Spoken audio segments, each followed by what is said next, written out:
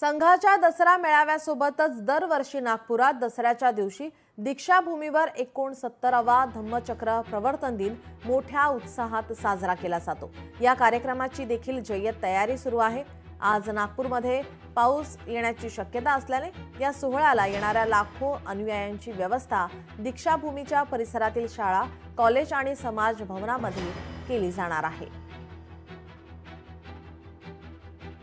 आपले प्रतिनिधी ज्ञानेश्वर पवार आपल्या सोबत जोडलेले आहेत। ज्ञानेश्वर, आपण पाहतोय धम्मचक्र प्रवर्तन दिन आणि या निमित्ताने लाखोंच्या संख्येने अनुयायी या ठिकाणी येत असतात। मात्र पावसाचं सावट आहे, पावसाची शक्यता नागपूरमध्ये वर्तवण्यात आलेली आहे। कशा प्रकारे तयारी करण्यात आली आहे?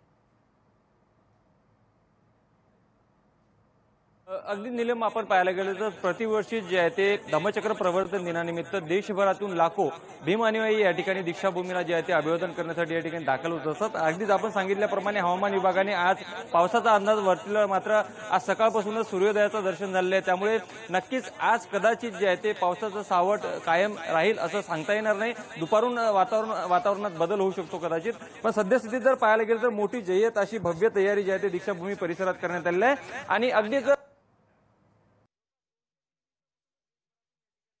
नागपूरमध्ये दाखल व्हायला सुरुवात झाली आहे। आणि आज सकाळपासूनच आपण जर पाहाल तर दीक्षाभूमीच्या आतमध्ये डॉक्टर बाबासाहेब आंबेडकर यांच्या स्तूपाचं आणि भगवान बुद्धांच्या प्रतिमेचे अभिवादन करण्यासाठी जे आहे ते भीम अनुयायांनी अगदी रांगेत शिस्तबद्ध पद्धतीने या ठिकाणी जे आहे ते गर्दी केली आहे।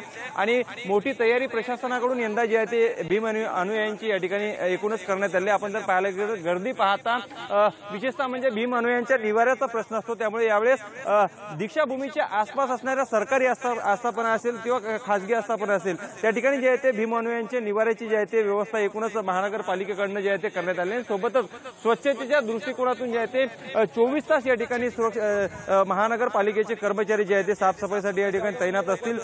एकूणच आरोग्याच्या दृष्टीने जर पाहायला गेलं तर अनेक ठिकाणी जे आहे ते आरोग्य विभागाच्या स्टॉल देखील लावण्यात आले आहे। कोणालाही काही दुखापत जर झाली तर तिथे लवकर आणि तात्काळ उपचार मिळावा याची पुरेपूर काळजी यावर्षी प्रशासनाने एकूणच घेतलेली आपल्याला या ठिकाणी जे आहे ते पाहायला मिळते। सोबतच बाहेरगावून आलेल्या अनेक भीमांसाठी ठिकठिकाणी लोकशाही मराठी ऐका, पहा, जागरूक रहा।